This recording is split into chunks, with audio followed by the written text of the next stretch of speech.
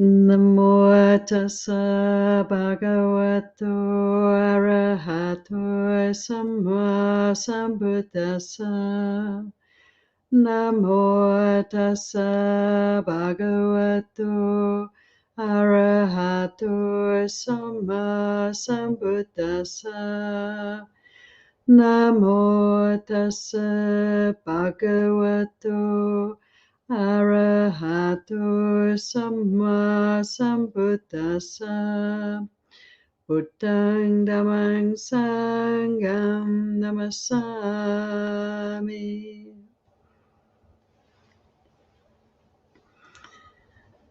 So I hope you had a good meditation time, those who are able to sit for the last half hour or so. It's really helpful to have a pause and a bit of time for practice before we hear the Dhamma, because, to have a kind of receptivity, to be able to really listen and receive and tune in to the Dhamma, it's helpful to be aware of the body, to be aware of this space, to be able to kind of, in a way, be emptied out, so that we're not caught up so much in our everyday cares and concerns, and we can really give ear to the teachings. And I'm struck again and again by how the Buddha repeatedly told us all, told his disciples, that he was teaching one thing only. The great simile, the story of the handful of leaves that probably many of you know, where the Buddha's walking in the forest with a group of people, and he picks up a handful of leaves from the floor of the forest and asks those disciples around him, so which is greater, the leaves in my hand or the leaves in this whole forest around us? And they say, well, of course, the leaves in your hand are so small, so tiny compared to all the leaves in the forest around us.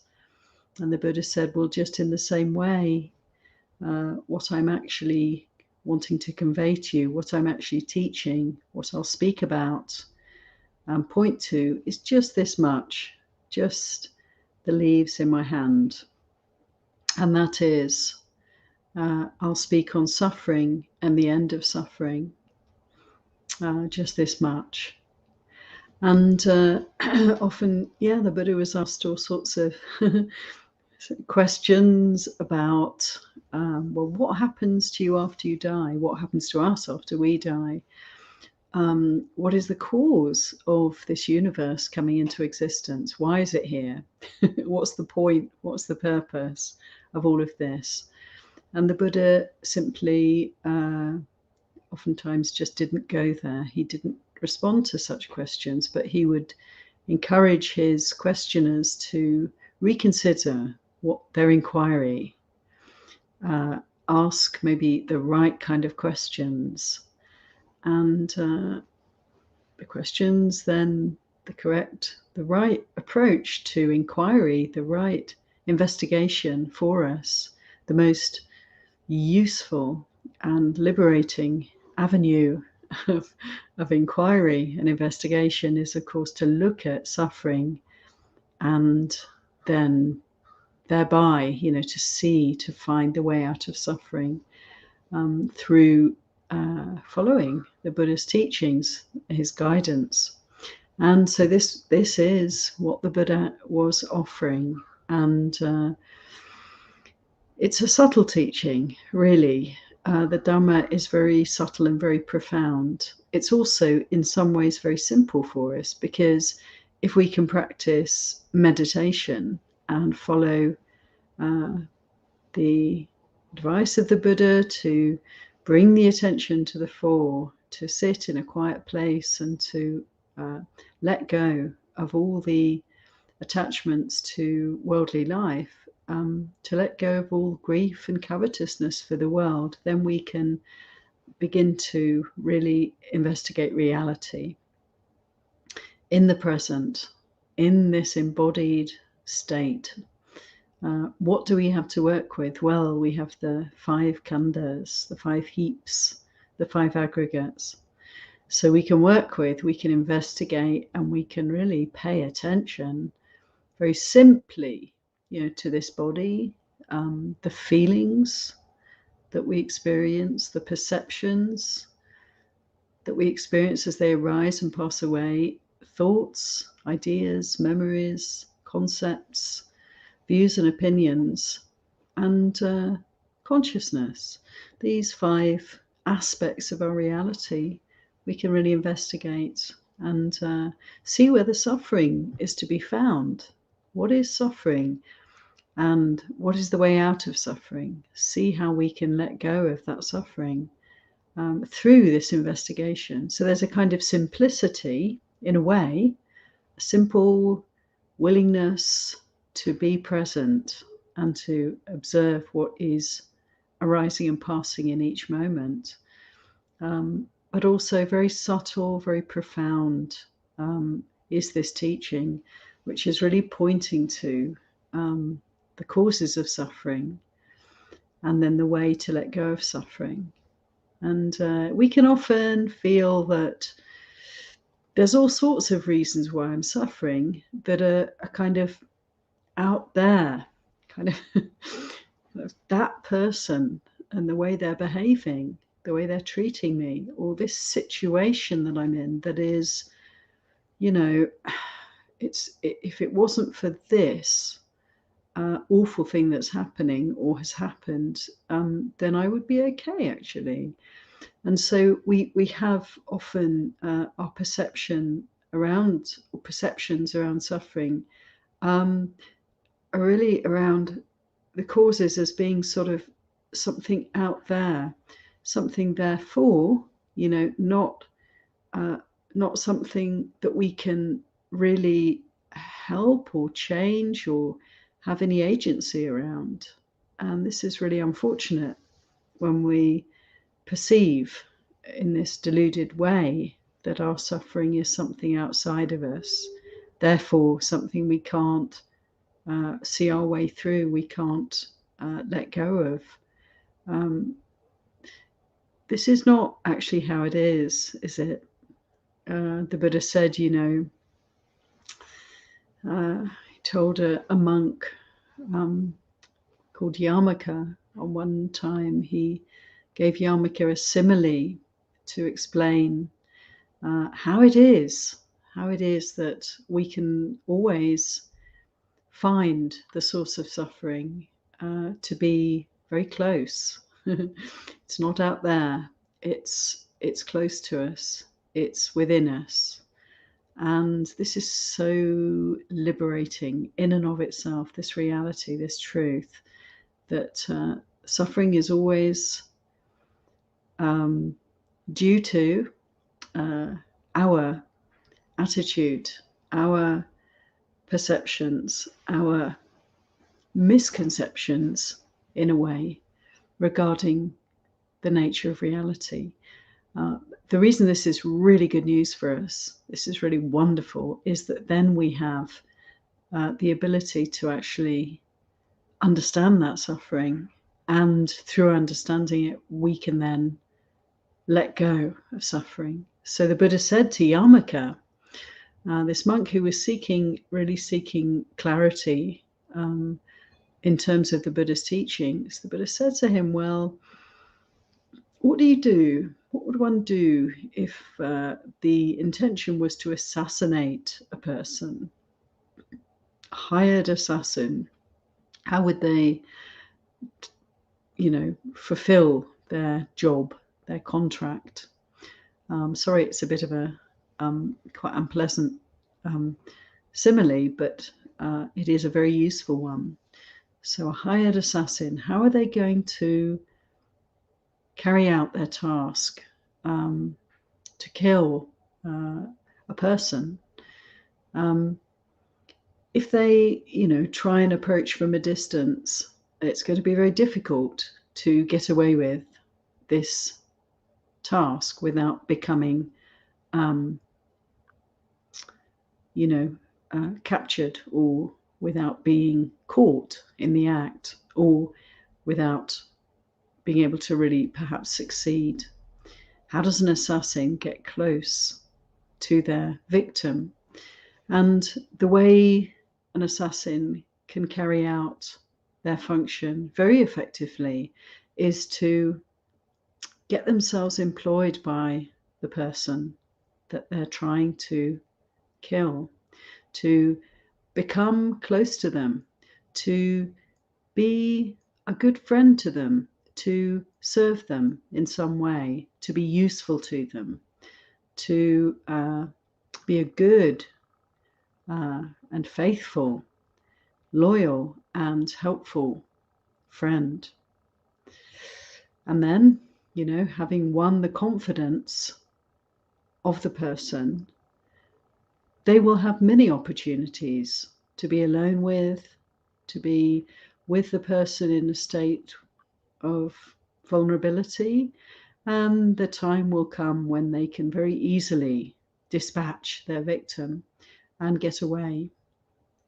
And it's quite a striking simile for us, because the Buddha goes on to say, yes, if we are wise, we'll see that the killer amongst us is actually something very close to us, very much in our confidence. It's the things that we rely on the most that are the most dangerous for us. And I find this very helpful and very powerful as a teaching, because of the tendency to kind of blame and cast my sense of suffering out onto others, onto external situations. It's very natural for us to do this in a way. We're conditioned to do this. I feel uncomfortable. I feel suffering here. Who's to blame? And the finger kind of goes out and we can start, to look for the cause outside of ourselves. But the reality, as we can see in this simile, is that the assassin, that the source of our suffering, the cause of our suffering, is very close to home. We can look inside, if we're wise, when there's suffering, when there's discontent, when there's that feeling of unsatisfactoriness, things are not well, something's not right. This is a time to come close to home and see, where is the problem really? Where is the assassin lurking? And the assassin, the Buddha said in this simile, is to be found in the 5 khandhas. So again, coming to the body, coming to the feelings, our perceptions, our thoughts, and views about whatever we're experiencing, this consciousness. And we'll find that the source of suffering is always within this realm, within these 5 heaps. So for instance, somebody comes along and insults me. The obvious response is to lash back, say something back, lash out at such a person. We know that this only creates more suffering. So as a skillful Buddhist, we will try and restrain ourselves and not retaliate, not create more suffering, not add more fire to the flames, more fuel to the flames. This much we can do. We understand, how to behave in such a way that we're only manifesting right speech, right action. So we don't retaliate, but we may feel upset. We may feel offended. There may be suffering that comes for us as a result of what's happened, either immediately or even on reflection. When we think about what's happened, we can be suffering. And the sense can be, that the source, the cause of this suffering is that person and what that person said. And if they hadn't done that, I'd be fine. But because they've said this, I'm really unhappy. It's their fault. It's their fault. They've wronged me. They've hurt me. They've harmed me. And when we have this very, in a way, natural, conditioned attitude to an experience of being insulted, we're simply suffering. We're creating often more suffering. We very naturally, in a way, create more suffering because we think over and kind of, it's hard sometimes to dislodge an upsetting or traumatic episode that's happened for us. It will tend to replay. Our hurt feelings will tend to grow, and we'll think of all sorts of maybe negative things and project into the future more suffering, how we're going to respond or retaliate, and so the mind will latch onto some kind of negative experience and really make it me and make it mine, and roll on in suffering if we're not awake to what's happening. But what we can do is recognize the assassin, the killer. The source of the suffering is actually always close to us. It's the things we lean on, the things we most identify with, that are the source of our suffering. And that would be, in this case, our perceptions, our memories. It's ours, Something happened in the past that was difficult, jarring, created some kind of reactivity for us. And then we can see that incident is over, it's finished, it's gone, but that perceptions, thoughts, and feelings are rolling on in suffering. And it's right here. And this is, yes, it can be difficult to deal with dukkha. It can be painful to have to sit with these kinds of responses. But how wonderful that we can do this, and we can see then that the truth of our suffering is here, and therefore we can let go of that suffering. That suffering can pass through. We can be willing to face, to kind of open to the ouch that we've experienced, and really come home to that suffering. And when we can do this, when we can attend, in short, when we can attend to what is suffering, then we can let go very quickly. So we're kind of stripping away a whole lot of proliferation, imagination, when we bring back our attention to the source of suffering, recognizing it's always here. Nobody can hurt me. Nobody can harm me. Nobody can cause me to suffer. What causes our suffering is this, this response to what happens, this making it mine, this heart feeling of ill at ease or dis-ease or unhappiness. It's always here. And so we always have agency. We always have the ability to let go of suffering whenever it arises. It always arises here. I find this simile then of the assassin to be very helpful, and just to see that there's no enemy out there, to really recognize there's nothing out there that can really shake, ruffle, upset, or confuse me. This sense of suffering is always accessible. It's always workable. We can always come home to the dukkha that's within, and we can watch it transform. We can watch it arising, lasting for some time, and then inevitably passing away. And sometimes it can be wave after wave of thoughts, feelings, perceptions. But once we've understood this truth, we know what to do. we know how to let go of suffering.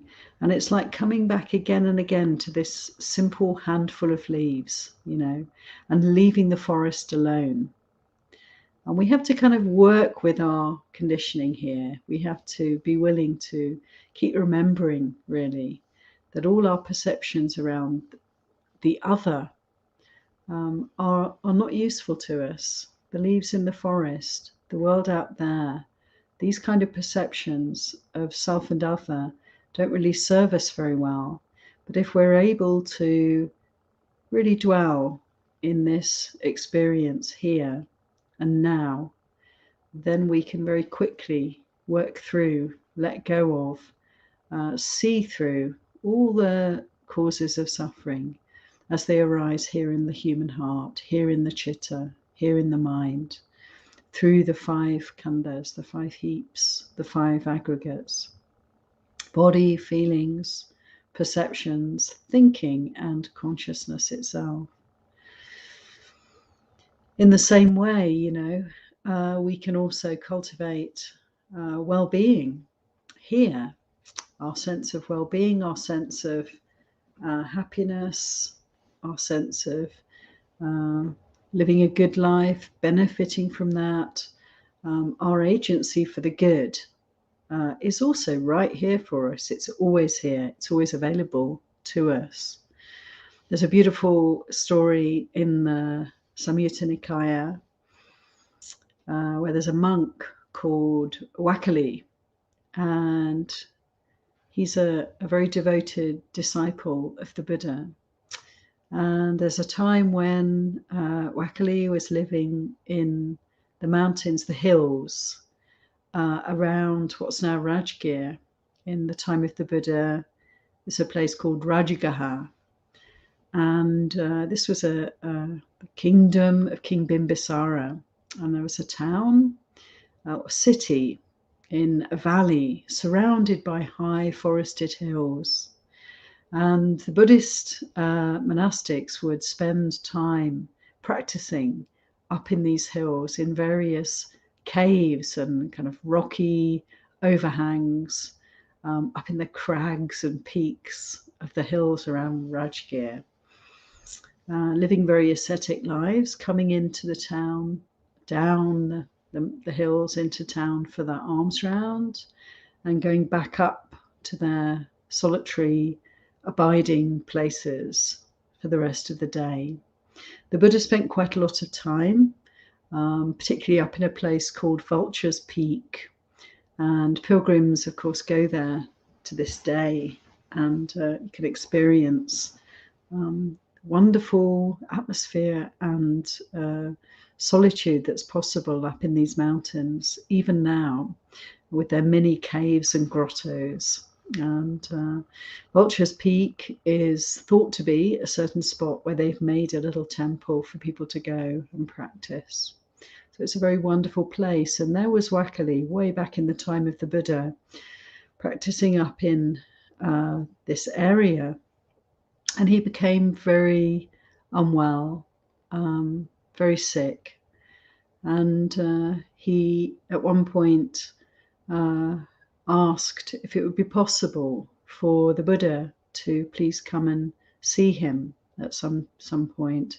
And the Buddha went to visit him and asked him, "How are you? Are your symptoms getting better, or are they getting worse? Are you in pain, or is the pain easing? How is it for you?" And Wakali replied, I'm just getting more and more sick. The pain is increasing. I'm getting more and more weak. Things are not improving for me. Things are actually getting worse physically. And the Buddha kind of encouraged and roused Wakali up with some Dhamma teachings and asked him, "Do you have any regrets? Any remorse or regret?" And Wakali said, "Well, yes, I do." And the Buddha said, "Is there anything that you have done that you need to, anything that you're doing in your practice that you need to change?" Wakali said, No, I understand the teachings. I understand how to practice." So the Buddha said, what is your regret? And Wakali said, I only have one regret, and that is that I haven't visited the Buddha often enough. I find that very touching. The Buddha said to Wakali, enough of this. He said, why would you want to come and see this rotten body? And he went on to say to Wakali, when you're following my teachings faithfully as you are, then Wakali, you're very close to the Buddha. You're not far from the Buddha. You're right with the Buddha.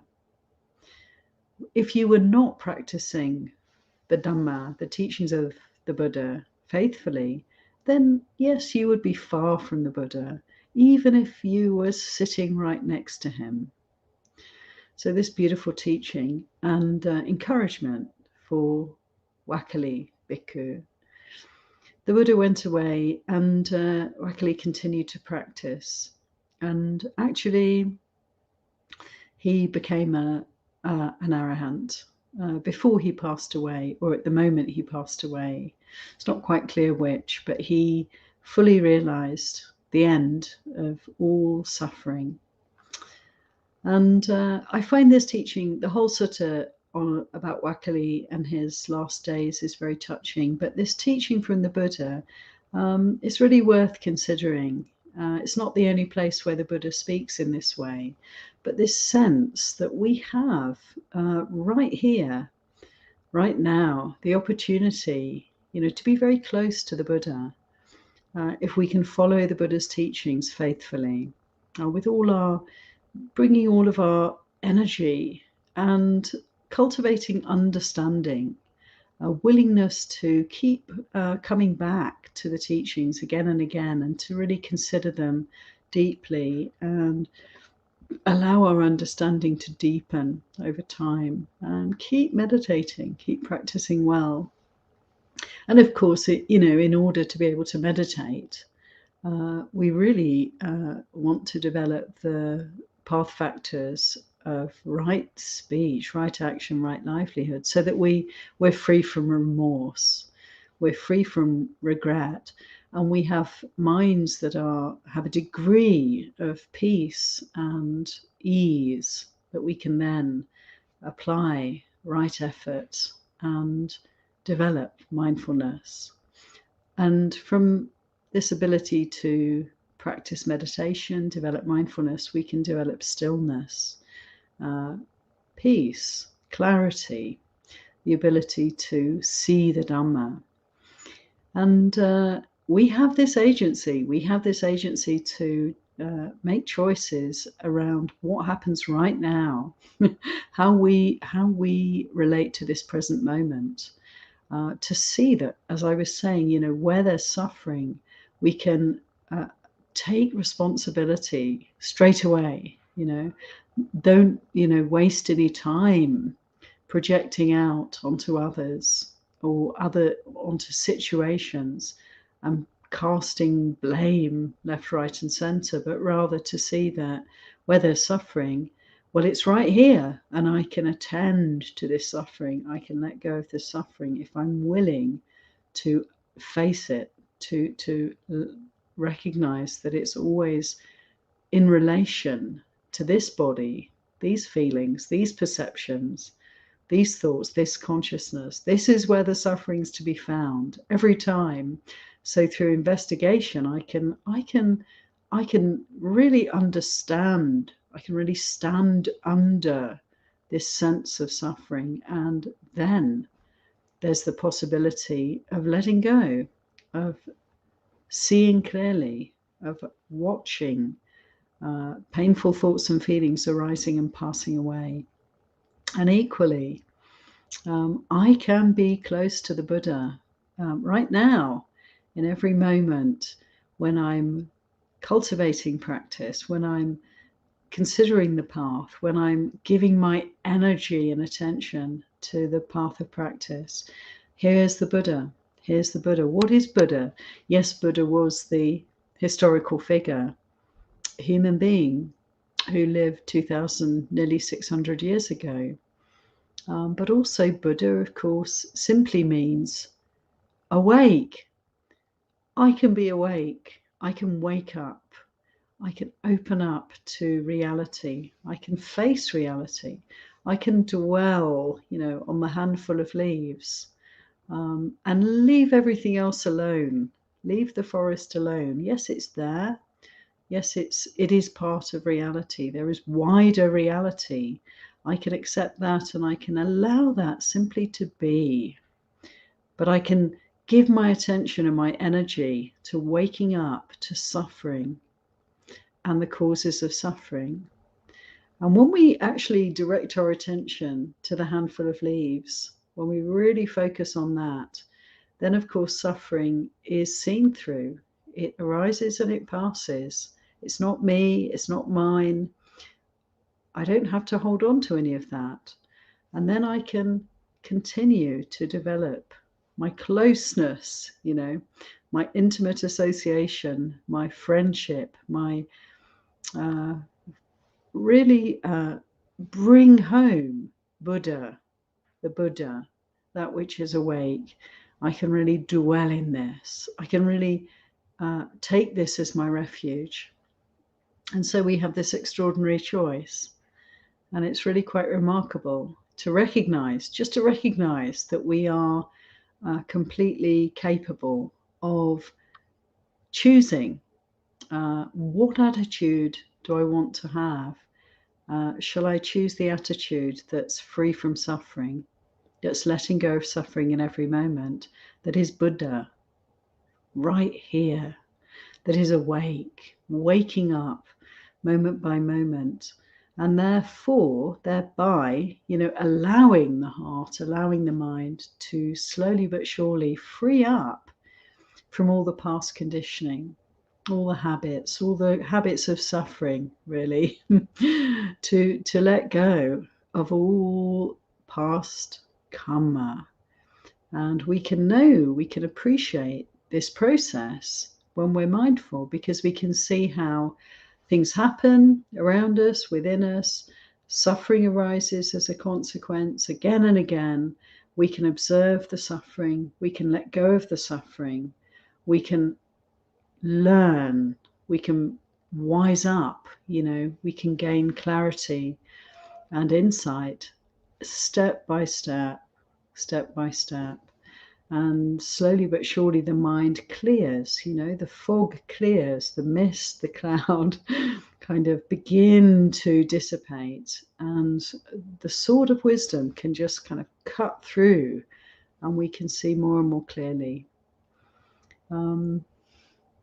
So that, the killer, the assassin, that which is trying to take our life, trying to destroy us, is really apparent to us as our attachment to delusion, our attachment to aversion, attachment to desire. These are the roots of our suffering, and we can relate these ways in which we confuse ourselves and suffer so terribly to the attachment that we have, the sense of self that we have around this body, these feelings, these perceptions, my thoughts, my ideas, my memories, this consciousness. And just recognizing that the suffering is so close.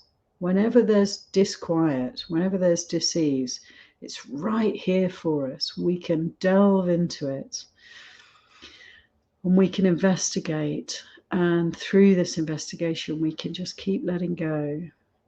How wonderful to know that there's no enemies out there. There's nothing out there that can cause our suffering. We can really kind of surf the waves, of life's ups and downs. We can really develop quite naturally then this beautiful quality of equanimity that is even. Good things happen, bad things happen, painful things happen, pleasant things happen. yes, there is a response. Pleasant feelings, unpleasant feelings arise and pass, but we can very quickly and immediately notice the possibility of getting caught up in the ups and downs of life, and the possibility of not getting caught up in the ups and downs of life, and simply observing and letting go and maintaining our sense of well-being, which gradually, slowly but surely develops as we continue to practice. Maintaining a sense of well-being, maintaining a sense of peacefulness, a sense of benevolence, maintaining a heart of loving kindness, a heart of compassion, a heart of equanimity. This is doable, and it's not at all out of our reach. It's just a matter of being Buddha, being awake, remaining present. And whenever the heart is wanting to point the finger out there, just bringing it back and coming back to this heart and taking responsibility, investigating here. Nothing then can get by us, nothing can elude us. We can be very sharp, we can be very attentive, very vigilant, and kind of root out all the causes of suffering as they arise. So, yeah, I wish you all well with this process. And I hope, my intention in speaking in this way is to empower, give a sense of empowerment, a sense of encouragement. This is doable. We can always hone in on, focus in on suffering whenever it arises. And when we are able to give attention, apply our energy to seeking out the sources of suffering, coming back to this temple here and sweeping it out, then we're able to really let go of all suffering and find our way to perfect peace, perfect happiness, which eventually becomes a constant for us. So,